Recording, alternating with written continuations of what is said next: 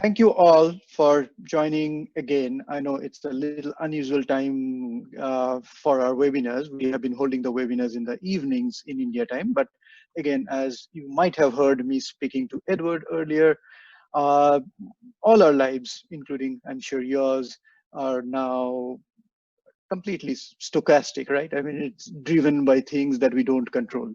Uh, so I mean, it's really a great fortune for it's being a very fortunate affair for us that Edward could take some time off because there's so many other things going on, and this is something that he's doing that we really appreciate. Yeah. Uh, I won't take too much time, but let me just introduce Edward.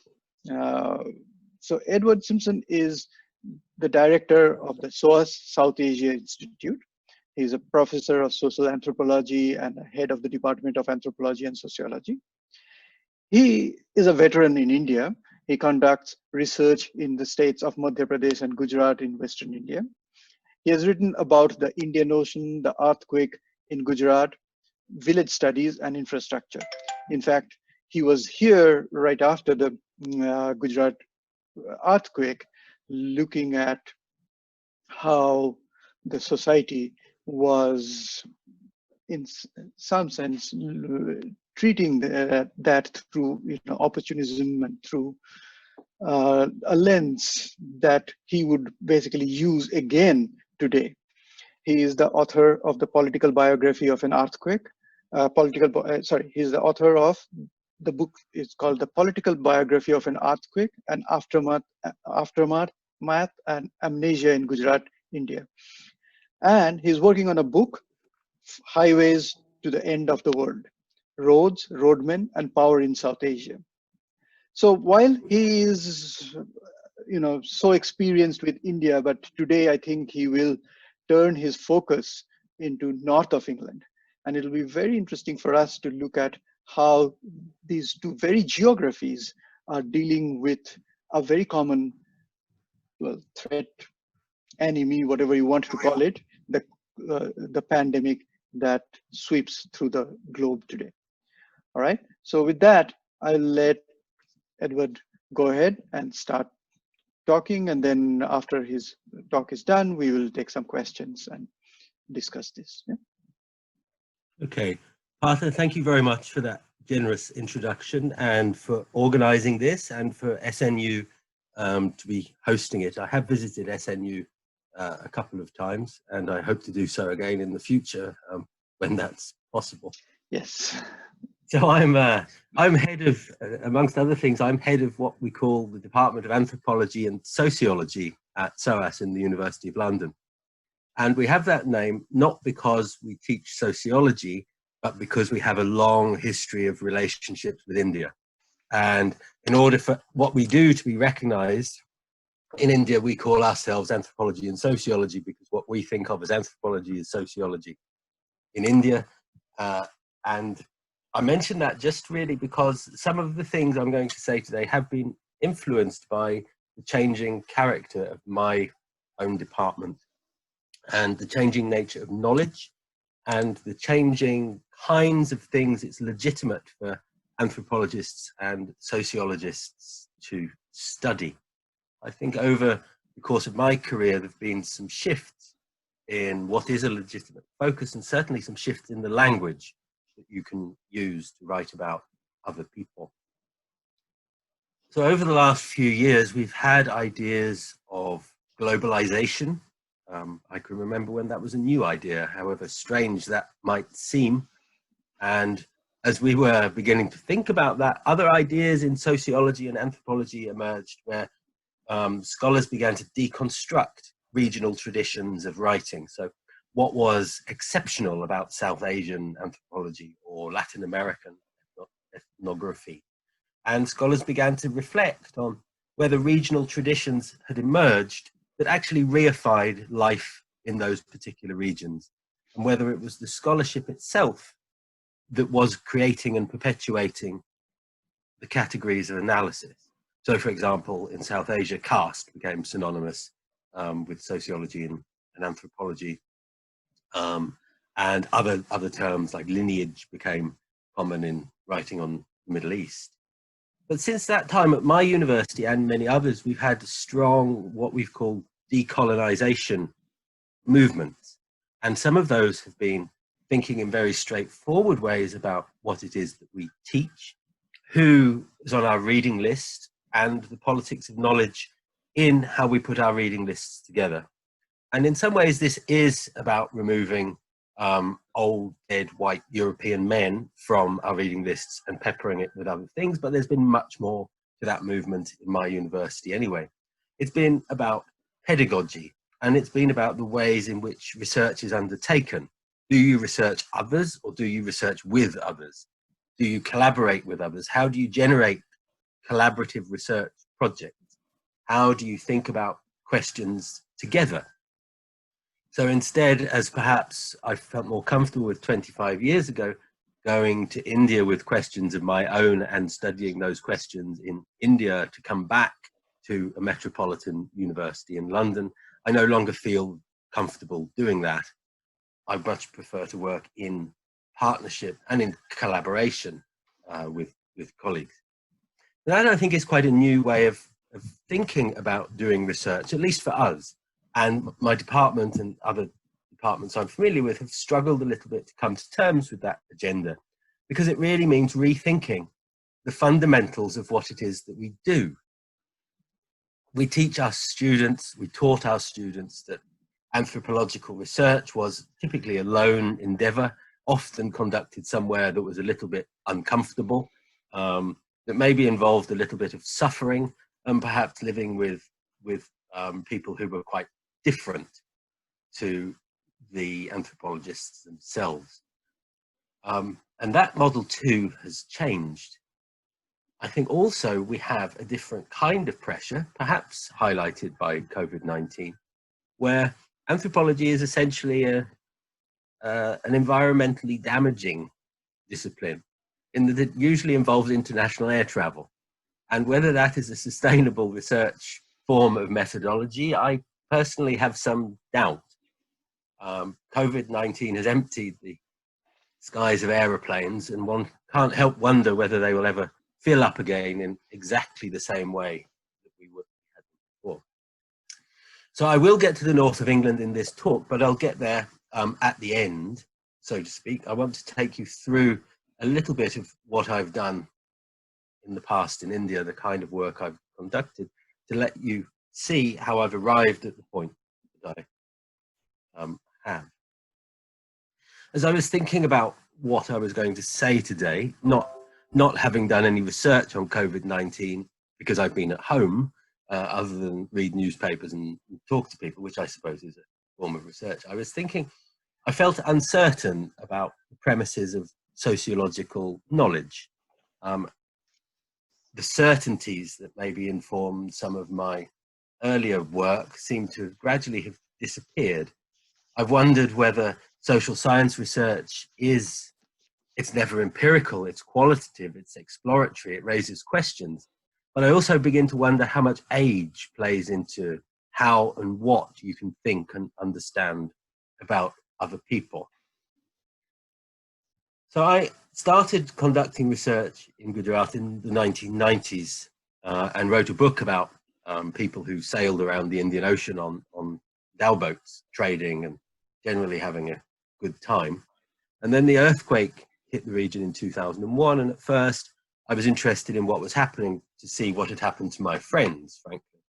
But as is often the case, that became a research project, and I stayed in and around the region for the next 10 years, following that story of post-earthquake reconstruction. And that was really incredibly important for me. Not only was it the rise of Narendra Modi and a Gujarat model propounded by the BJP, but it was also a time when I felt more confident as a researcher. Then I could speak Gujarati well. I knew lots of people in the region, and I felt comfortable to move in different circles and explore different kinds of questions. And what I realized over those 10 years was that people in Gujarat, people in the Kutch district of Gujarat anyway, the district most affected by the earthquake, had to respond to the crisis of the shock of nature itself brought upon by the earthquake, that shock was tremendous and terrible. But they also had to respond to the humanitarians who came in the aftermath to rebuild their lives. Those people brought new ideas with them, they brought villages, they brought all sorts of things in the name of helping other people. And in that long aftermath, the 10 years after the earthquake in Gujarat, you could see a sort of politics of belonging emerging as people resisted these impositions from the outside. Some of these forms of resistance were based on idioms of class and caste, but others were associated with a deeper sense of belonging to do with the land and to do with mother goddesses and to do with territory and about people being part of an earth, this territory of Kutch, which was rooted perhaps in ideas of kingdom and royal traditions. And in different ways, there was an identity politics played out as to who was an insider and who was an outsider, which took on a very different and very complicated dynamic as villages and towns experienced different kinds of outsiders, first as humanitarians, but then later as the reconstruction industry-friendly policies kicked in, as migrants coming from other parts of India to settle in this land. 30 years ago, it was very rare to hear Hindi spoken in Kutch district in Gujarat. Now it's common, as Adani Port and Kandla Port and all of the industrial complexes around there have brought people into the region. But lots of the protest was against injustice, or delays in humanitarian aid, was framed in very local identity politics terms, where people could use land or even districts, as in the shape of an old kingdom, to differentiate themselves from other people. And it was also the case that as public-private partnerships were used to reconstruct villages, so villages also split, sometimes on the basis of caste, but more on in the sense of belonging and what kind of people are we. So pastoralists might have formed sub-hamlets of pastoralists, farmers of farmers, and people who worked in the local towns might have had their other kinds of category that they clung to in this moment of crisis. And I've thought subsequently about this, and I've wondered about the interplay of my own education in the traditions of South Asia and the fieldwork I did.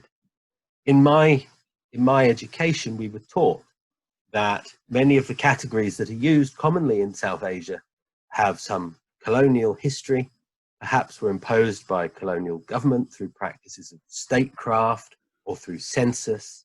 The colonial government perhaps reified ideas of caste or idioms of religion, or the way people thought about urban and rural categories. And those categories have fed through into the early kinds of anthropology and sociology that emerged in India in the 60s and 70s, as people were working on a the first post-colonial sort of agenda to do with reconstruction, a new India, to do with a strong state. And these were very much development-led ideas. So I've wondered about the interplay of that education with how I saw Gujarat and whether I was fantasizing those categories in rural Gujarat from my own educational background. And I don't really have an answer to that question, but it is something that's concerned me a lot and has bothered me. And one way I thought about beginning to answer that question was to look at what had been written about my country, about England. And I found very quickly that you could not get to know England by reading anthropology. There's very little of it. You can get to know India by reading sociology or anthropology, because there's lots and lots of it that's been written for decades by a great many notable and brilliant scholars. But if you try to do the same for the United Kingdom, you can't. There are a few milestone studies of villages in England. There's brilliant analysis of kinship in the 1950s, but it's all very small scale. There's no debate between scholars. There's no dialogue. There's no canon that you would refer to.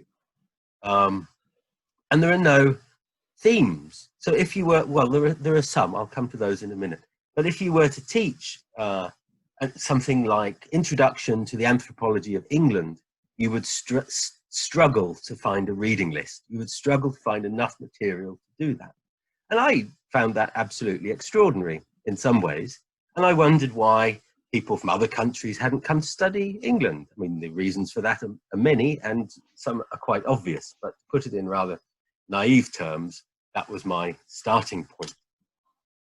And then I discovered a really wonderful book written by an American, not by a Brit, called Childerley. Childerley is not the real name of the village. And it's called Nature and Morality in a Country Village. And the author's name was Michael Mayerfield Bell. And the book is not tongue-in-cheek, but it is very funny, because it's an attempt to show, in some ways, the absurdity of sociological categories. The author was American, so perhaps rural England looked very strange to that person.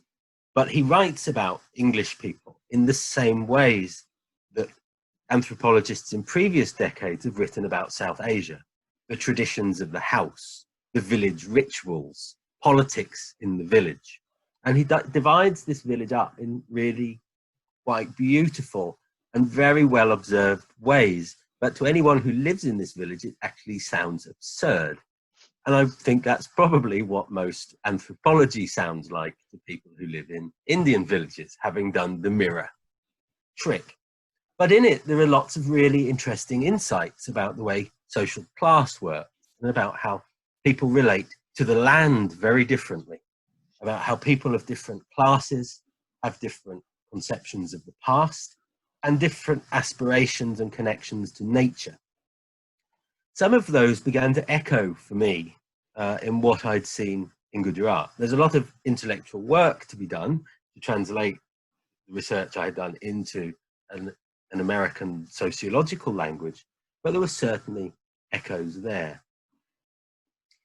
Then along came COVID-19, and like you, or like Partha at least, I know, we have been in lockdown in this country for nearly 8 weeks now.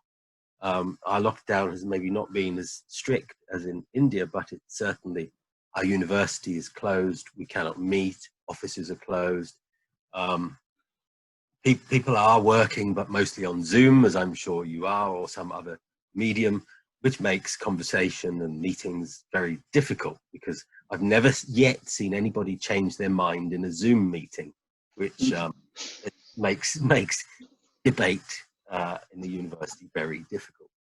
But 8 weeks in lockdown has given me time, well, not much time, but it's changed the pace and the kind of direction of my thinking.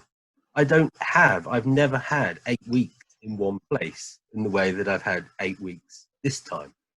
And I've started to think about the people around me in rather different terms. They also have started to behave differently.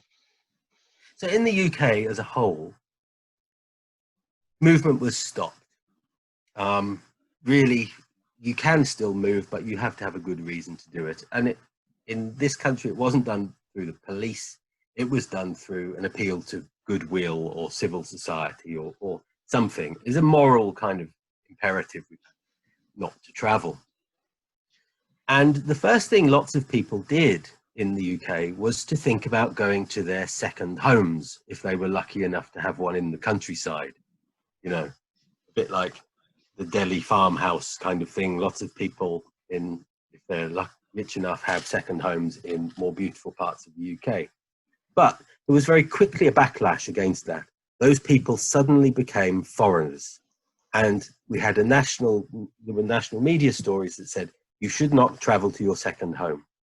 No possible legal basis for not traveling to your second home, because you own the house, you pay the local tax, you're a citizen in every way, shape or form. But very quickly that argument became morally accepted.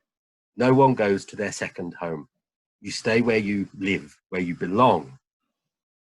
I was astonished at how quickly that argument was accepted, how it was just normal that you shouldn't travel to your second home. You might have owned this second home for 50 years, but suddenly you weren't allowed to travel to it because it would put local people, in inverted commas, at jeopardy, or local health service, under increased threat, whatever.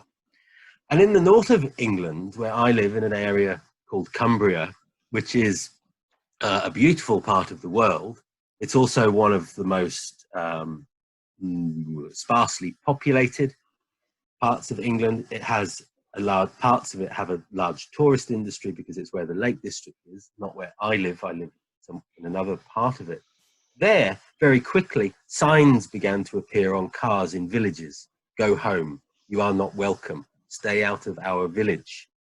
And people had come for walking or to enjoy the countryside, as they do every day in this part of the world.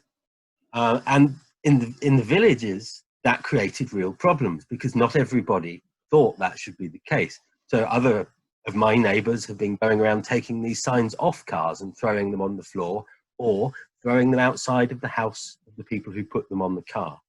So there's been a lot of tension in these tiny, tiny villages, populations 200-300 people along what is called the fellside where we live. That was in the second week. Please, the message was from the people in these villages, stay away, stay out. But people didn't stay out because that was just too much of a behavioural shift for life in Britain. The idea that you couldn't travel to a village or you couldn't enjoy the countryside, which was after all open and fresh, and you weren't going to violate social distancing rules and regulations. But next, farmers started to block roads and car parks with farm vehicles to keep people out of their villages. And in one of the car parks not far away from where we live, one of the farmers actually blocked walkers in to the car park with their cars, and he gave them lectures, mostly using 4-letter words, but lectures before he would let them out of the car park. So very, very quickly, nobody was coming to these villages. They just dried up. And it wasn't simply about villagers not wanting outsiders to come. It was about particular categories of people not wanting other categories of people to come. These villages are not full of farmers at all. Farmers are in a minority. These villages are full of incomers, people like me who have not grown up here but have moved here at different points of my life. And most of the time, these differences are submerged. They're not discussed openly. You find some reflection of the way people speak or the way they hold themselves or the friends they have in the local pub or in the village green, whatever it might be. But most of the time, the difference between farmers and other people is not an explicit one. But suddenly it became very explicit that people with land thought about people who lived in the villages very differently. So a new kind of differentiation emerged that I had never seen before. And I heard a farmer describe someone who had walked on his land on a public footpath where he had shouted at him as a man from Dufton. So Dufton is the name of the village, describing him almost as if Dufton were a foreign place. It's actually 400 meters from his farm, but there was a radical disassociation of him, his territory, and the belonging of people to this village, which I found really quite remarkable. I'd never seen anything quite like it before. So we have the farmers giving lectures and swearing at people and people not being able to come. But then also within the same village, you see other networks begin to emerge, which are perhaps premised on social class, but they're also premised on ideas of belonging. So anyone who is from the south of England, like me originally, finds themselves with some bizarre affinity to other people from the south of England, for which I have no conscious favoritism towards people of the south of England before, but this very deep kind of identity politics and friendship started to play out as we had to organize self-help groups for getting food delivered and things like that, because it's a rural area. We can't just go to the store. And one of the things that struck me is that a lot of these groups are premised roughly on the amount of time you've lived in the village. So if you've been here for the last 5 years, you tend to know those people. If you've been here for 30 years, those groups tend to form. And then there are other groups of communication, understandably formed amongst farmers who also, you know, they work together, they know each other, they have to cooperate. But for them, it was land, and it was their land, and they were, if you like, the autochthons, whereas all of us, we were strange incomers who should be kept at bay. Now, this went on for a few weeks, and then very tragically, my mother-in-law passed away in Italy, and my wife had to go to Italy to be with her as she died. And at the time in the media, Italy was the center of all infection. It was in the UK, Italy was, you know, like hell on earth in the media in some ways. I don't think it was ever like that, and that certainly wasn't how my wife described it. My mother-in-law died from old age, incidentally, not from COVID-19. But when my wife returned, we wanted to quarantine her somewhere because we had children and we lived in isolation with our neighbors for the last 6 weeks. So it seemed a little bit of a shame. So I tried to find somewhere to rent. And the reaction of some of my friends and neighbors in the villages was truly illuminating. No, you can't come here. You can't do this to us. She's foreign. She's infected. Somebody even told me, what if COVID passes through our walls? You know, the level of fear, perhaps understandable fear, or fear caused by that sense of what sociologists in the 1980s used to call the other. The other has kind of come back a little bit in the north of England with COVID-19 as people differentiate themselves very much as they did in Gujarat after the earthquake. You can see patterns. I've not been very clear in those patterns, but you can see them in the modes of differentiation and the kind of grades people have of thinking about their own legitimacy in relation to resources and belonging and having the right to stop or promote the movement of people.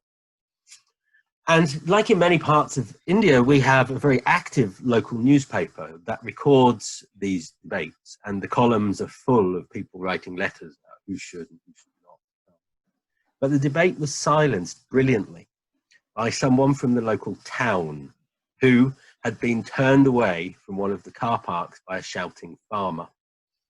And the letter to the newspaper suggested that in the local town, they would close down the supermarkets to keep the villagers out. Then very suddenly, the villagers all went quiet and realized that they might be part of a larger community. And although they were safe on their farms, they were actually incredibly dependent on people that they wanted to keep away from them, suggesting all sorts of other networks, which I won't go into. So COVID-19 has given me a very unusual 8 weeks to be in this environment, to be with my neighbors, and to interact with them on a daily basis, and to speak to them and to talk to them about COVID-19 and how they feel about territory, belonging in the world, which I would not normally do. So I suppose in some ways I've had the opportunity to slow down, to think about sociology of my surroundings. I've had time to observe, which is not something I normally do. And I've had time to hang out with people, which is something I don't normally do. So I've seen a great many similarities between what I used to write about India and what is happening around me at the moment. I'm uncertain whether having this opportunity to tend my own garden allows me to see things that I would not have seen had I not have done that earlier research in India. Or perhaps I fantasize India in the north of England, which is also quite possible given how deep-rooted some of these categories are. So as Voltaire's Candide eventually, after traveling the world, stays at home to tend his own garden, because his own garden suddenly becomes as interesting as the world, north of England suddenly becomes very interesting for me. But I wonder if it would have been so interesting had I not have had the opportunity to travel in India first. And Partha, I'm going to stop there. Thank you. And that was brilliant, you know, how you translated from the Gujarat, your experiences in Gujarat to north of England, right? And I request people to come up with questions. They can put their questions in the question box and we can read them out.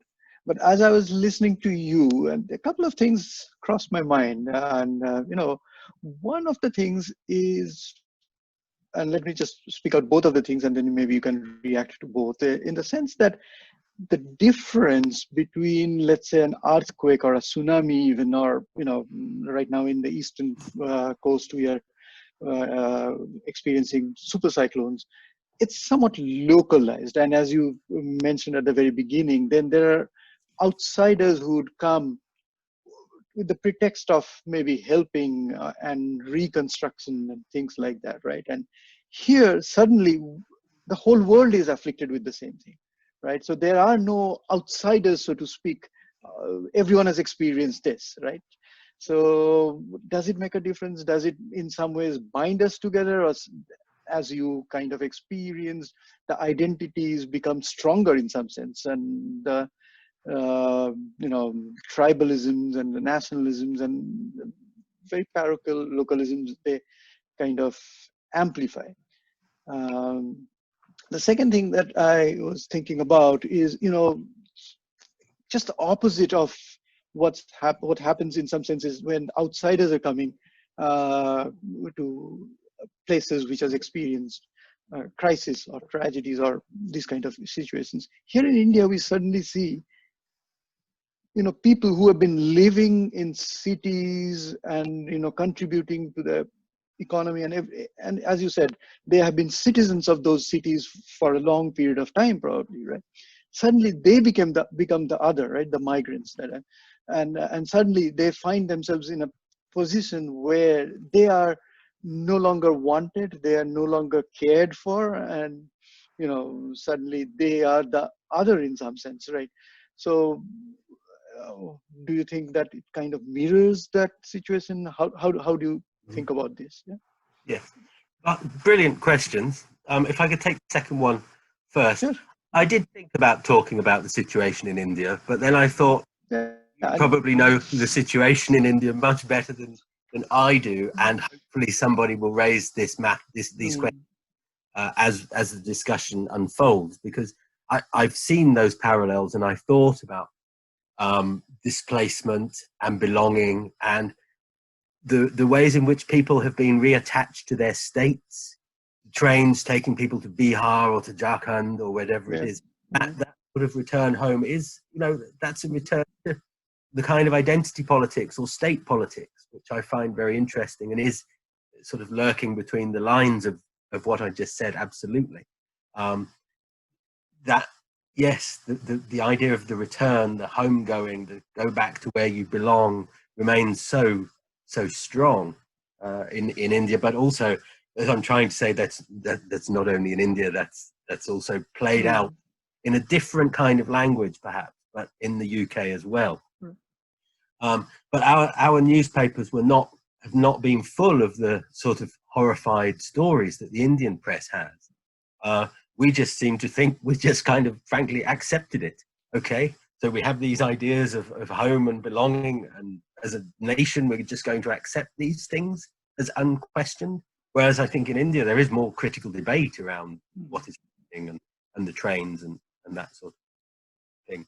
The first question is a really, really good one and a challenging one. The earthquake is obviously a particular kind of disaster that brought about a particular kind of response. And the response that we see to COVID is a very different one. There aren't other people coming to help to how could I put it, to encourage that kind of othering and differentiation.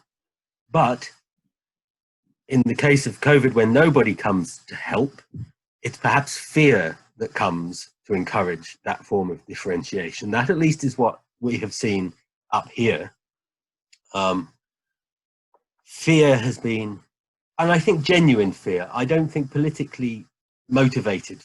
I don't think fear that's been created by politics. I think individual fear for lives, for health, for well-being, those things have encouraged a sort of have encouraged people to differentiate themselves in the ways that I've described, which are, as in the case of migrants perhaps in urban India, usually submerged and only become raw and apparent when something like a crisis or the distribution of relief or the question of a lockdown enlivens those sociological distinctions. Right. Yeah, I think we live in, well, to use the Chinese proverb, yeah, interesting times for sure. It's just that not the kind of interesting life that we would have wanted, I suppose. But yeah, that's what it is. But it does allow us to have this conversation. I have never had a conversation like this where I am talking about not even research that I'm in the middle of. I'm talking about daily life with you, and we're comparing notes in deeply interesting ways through this questioning. So there are some interesting opportunities in this situation. Certainly. Now, let me read out some questions that have come. There's a question that Adya asks, looking into the narrative how anthropology matters, especially in the times of crisis. I'm interested in knowing the position of politics in contemporary society, keeping in mind politics in contemporary society looks like mythology in so-called traditional societies, as stated by Levi-Strauss. What do you think we have learned from looking at the myths and rituals of non-Western societies and apply them to our present situation? Well formulated question. It'll take me to digest.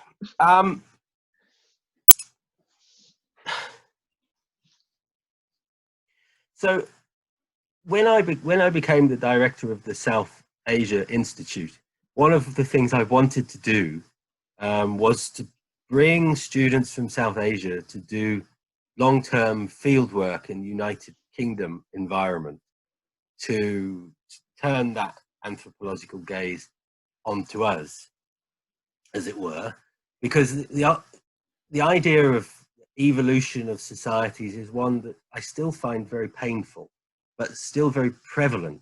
The idea that we are somehow on social evolutionary trajectories or trajectories of development which are somehow progressive, rather than we live in the contemporaneous world, as perhaps COVID-19 shows us. COVID-19 has not particularly, well, it has differentiated between societies, but not in strong ways. And I've always thought that thinking about primitive or traditional societies was the wrong way to go about it. And I've deliberately moved my anthropology away from doing that sort of thing, actually. So I'm sidestepping the question by talking about my own practice. And for the last 5 years, I've been working with people who build roads across South Asia.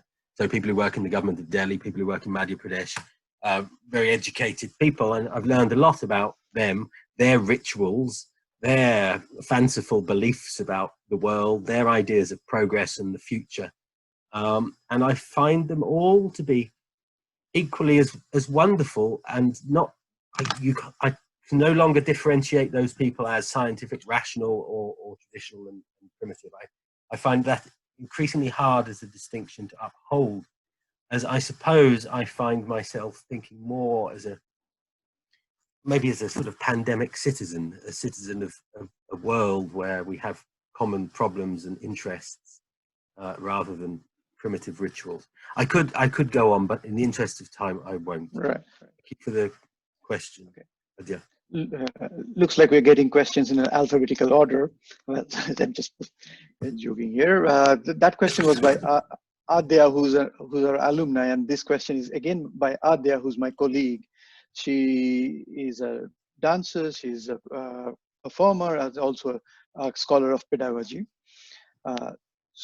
So she's saying that I'm intrigued by how movement, travel, is now defining identity and belonging, enforcing boundaries rather than dissolving it as travel did in the pre-COVID world. I wonder how that will change the way we see human movement in the future. That's a really deeply interesting question and very well put. So So in my disciplines, there has been something called the mobility turn for the last couple of decades, probably, where sociologists in particular have thought about what it means to move as a way of belonging. And as you may know, the World Bank and the Asian Development Bank have also taken movement or mobility as a fundamental mode of development. In order to develop things, you get people moving. And there's something called the Global Mobility Report published by the World Bank in 2017 that said mobility in 2017, not very long ago, said that mobility is on the rise. We are living in an increasingly mobile world. And then COVID-19 comes along, and all of those certainties that the World Bank had about the world really no longer suddenly look so certain at all. It's an extraordinary moment. And I wonder if the ties to the land we're seeing in the north of England, or migrants returning to their home states, is a knee-jerk reaction to that. And we're in the first phase of thinking about a new kind of mobility. This is, you know, we're probably right at the cutting edge of thinking about new ways of moving or not moving, or how we interrelate to one another. And then the question of movement to politics is also deeply interesting. Do we see a revival of regionalist or statist or localist kinds of politics in the aftermath or during something like this? I don't know the answer. It's a rhetorical question. But I also understand the question to be getting to something else quite profound. Throughout my life, the idea of the journey, the travel, the exploration was about opening your mind and becoming a different person, and turning yourself into a cosmopolitan citizen. Now travel is about infection, and it's about social distance, and it's about danger, which is a radical rewriting of a very deeply held narrative, which might also have longer term psychological complications. But I think there's a book in that question, so why don't you go off and write it? Well, that's a good suggestion, and I'm sure you can think Yeah. about that. There's one more question that we can take, I suppose. So the question is, and it's from anonymous, so the person has chosen not to identify herself or himself. Have the villagers of North England finally, sort of, changed their mindsets towards blocking outsiders from entering their localities? Have they finally become more accepting? It's beginning. It's a nice empirical question. It's beginning to change, yes, because last week our government said explicitly you could move, you could go outside, but here life has not returned to normal. The car parks are not overflowing with people. There's still hesitation and reticence. And I also think that what I've seen over the last few weeks will have longer term consequences. These villages will not be the same again. People who live in the villages will know more how the farmers think about them secretly, distinguish them. All of the sublimated thoughts that have come to the surface in this period will not go away. The people who took the signs off the cars will have made enemies. My own family has certainly changed the language we use to describe one of the farmers. We call him something we wouldn't have called him before, but that will probably stick. And all of those kinds of things, I think, will echo into the future and will not simply go away when the government says, okay, lockdown is over. Right. And, that's something that I guess all of us are again thinking that, what kind of new normal, as we're calling it, right? What kind of new normal emerges out of all of this? And that's something, again, that we don't know, and we'll have to wait and see how things shape up and where we come out. Thank you so much for taking time off your, all other things that you need to do. And it was very engaging, very interesting conversation that we had today. And I appreciate, your thoughts on this and engaging with our audience here. I hope we can continue this dialogue in this form or any other forms. And as we said at the very beginning, that hopefully we get to meet and you get to again visit SNU sometime soon. And we've been talking about how travel will change, how, you know, all of these things, how we even visualize travel, or, you know, kind of experience travel, of course, but also we kind of see travel in our lives, in, you know, in that will also probably change. So we don't know what will happen, but here's hoping that, yeah, we get back to some kind of normal pretty soon, and we get to meet each other and carry on our collaborations and things like that. Yeah. Arthur, thank you very much for that, and for the invitation, and for hosting it, and for the couple of brilliant questions that will get me thinking things I shouldn't be thinking in meetings later on in the day. Brilliant. Thank you. Thank you. And thank you everyone for being with us. I appreciate, again, all of you are busy. So again, I appreciate that. Thank you. Thanks. Okay, bye.